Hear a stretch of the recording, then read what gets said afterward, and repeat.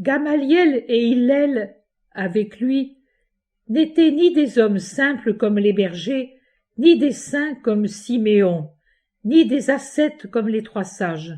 Il y avait en lui, comme en son maître et parent, tout l'enchevêtrement des lianes pharisaïques qui étouffent la lumière et la libre expansion de la plante de la foi. Mais, dans leur état de pharisiens, ils faisaient preuve de pureté d'intention. Ils pensaient avoir raison et désiraient être justes. Ils le désiraient d'instinct parce qu'ils étaient justes, et du fait de leurs études, parce que leur âme, mécontente, s'écriait « Ce pain est mêlé à trop de cendres. Donnez-moi le pain de la vérité vraie. » Comme Gamaliel n'était pas assez fort pour avoir le courage de briser ses lianes, l'humanité le tenait encore trop esclave, et avec elle les considérations de l'estime humaine, du danger personnel et du bien-être de sa famille.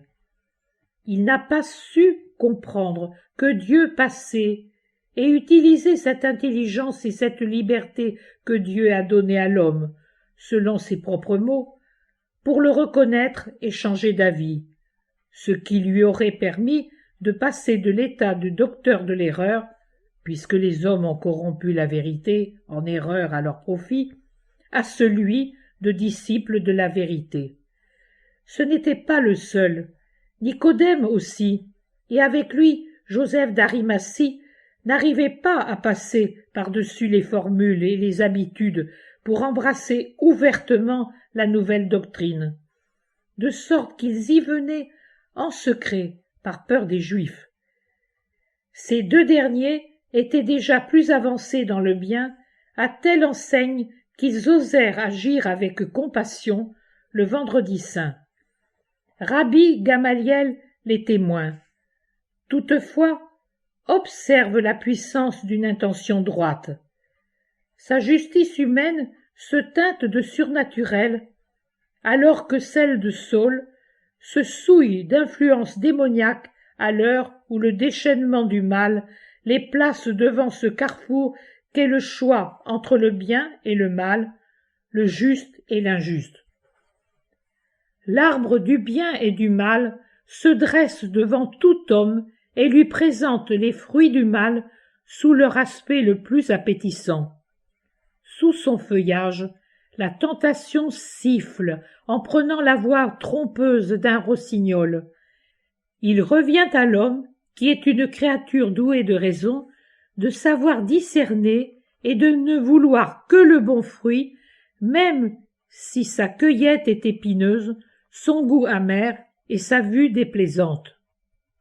Sa métamorphose en délicatesse, douceur et beauté advient après avoir choisi cette sainte amertume et s'en être nourri l'âme.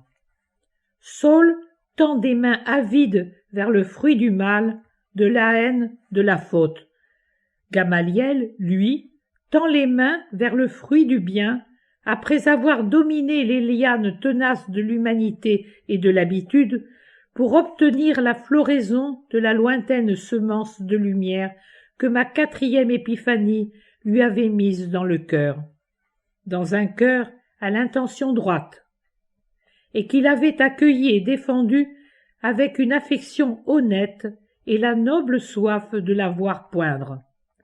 Sa volonté et mon sang brisent la dure écorce de cette semence qu'il a sauvegardée, et les paroles apostoliques ainsi que la foi d'Étienne font naître la plante nouvelle de son christianisme et de sa sainteté à mes yeux.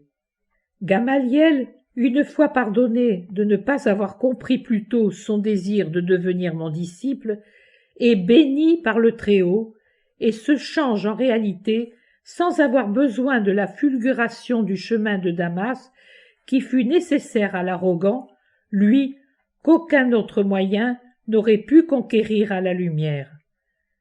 Je ne fais pas d'autres commentaires, car cela n'est pas nécessaire.